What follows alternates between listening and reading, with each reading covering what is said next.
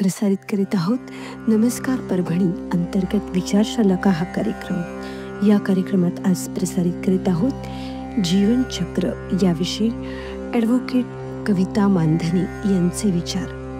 जीवनचक्र म्हणजे एखाद्या सजीवाच्या जीवनाच्या टप्प्यांची मालिका होय. जीवनचक्र हे सजीवांच्या जीवनात चक्रीय पद्धतीने पुनरावृत्त होते आणि जीवनचक्राच्या माध्यमातून सजीव आपले अस्तित्व टिकवून ठेवतात. सजीवांच्या जीवनात स्त्री बीज आणि पुरुष बीज याचा संयोग झाल्याने नवीन जन्म होतो. जीवनचक्राच्या माध्यमातून सजीव आपले अस्तित्व टिकवून ठेवतात आणि सजीवांच्या जीवनात चक्रीय पद्धतीने पुनरावृत्त होते. हे सजीवांच्या जीवनातील टप्प्यांची मालिकाच जणू असते. जीवनचक्र हे सजीवांच्या जीवनातील घटनांचा अनुभव चित्रित करत असतो आणि याची काही उदाहरणे डासांचे, मधमाशीचे, फुलपाखराचे, कीटकाचे, मानवाचे, पक्ष्यांचे, प्राण्यांचे, झाडाचे अशी अनेक उदाहरणे आहेत.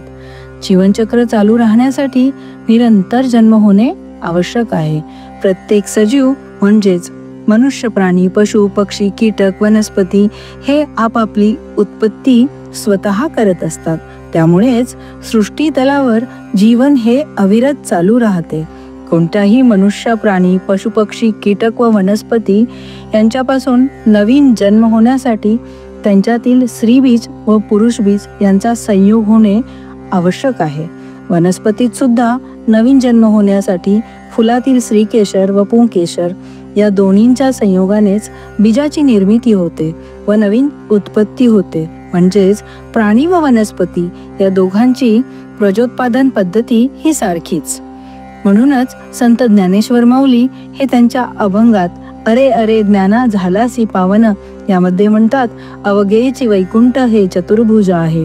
हे आपणास माहीत आहे, परंतु मला येथे हे निदर्शनास आणावयाचे आहे की वरील सर्व ज्ञान तेही अत्यंत वैज्ञानिक पद्धतीने संत ज्ञानेश्वर माऊलींनी हजार वर्षांपूर्वी सांगितलेले आहे. परंतु भारतीय वाङ्मयाचा आपण शास्त्रीय पद्धतीने अभ्यास केला नाही किंवा त्यास आपण हे शास्त्र समजत नाही. म्हणूनच शास्त्रीय सिद्धांत हे आपल्या भारतीय संस्कृतीवर आधारितच प्रगत झालेले आहेत. आपले भारतीय वाङ्मयातील शास्त्रीय सिद्धांताचे शास्त्रीय विवेचन करून जगाला सांगू शकलो नाही, पण पाश्चिमात्यांच्या आधारे आता आपण हे शिक्षण घेत आहोत. भारतीय वाङ्मयातील आयुर्वेद शास्त्रात देखील बऱ्याच गोष्टींचे सविस्तर पद्धतीने विवेचन केले गेलेले आहे, जे समजण्यास सहज व सोपे आहे. भारतीय हिंदू वेदांत दर्शनशास्त्रानुसार सजीव प्राणी 4 प्रकारे जन्माला येतात. ते म्हणजे जारज, अंडज, स्वदेज, उद्बीज. म्हणजे जन्माचे 4 प्रकार आहेत. जरायुज म्हणजेच जारज, गर्भाशयात वाढणारे सजीव, गाय, म्हैस, हरिणे, व्याल, राक्षस, पिशाच, मनुष्य, पशु, पक्षी, ससा, मांजर इत्यादी प्राणी जरायुज म्हणजे जारज आहेत आणि मातेच्या गर्भातून यांचा जन्म होतो. दुसरा आहे अंडज प्राणी, जे अंड्यातून जन्म घेतात, जसे की कोंबडी, पाल, अनेक पक्षी आणि साप. स्वेदज, मासे, उवा आणि चिंचड.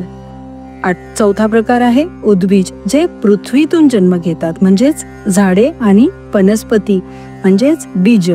4 प्रकारानेच नवीन जन्म होतो. तसेच मला येथे आणखी एका अत्यंत महत्वाच्या बाबीकडे लक्ष वेधायचे आहे.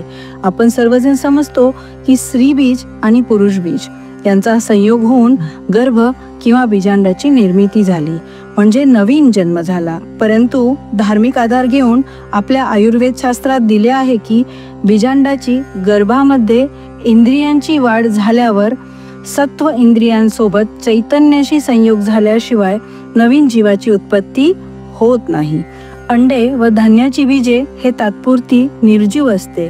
बीजांडामध्ये जीवाचा नंतर संयोग होतो, कारण न चात्मा सत् स्व इंद्रियेषु ज्ञः, म्हणजेच मन इंद्रियाशिवाय आत्मा आणि ज्ञान प्रकट होत नाही.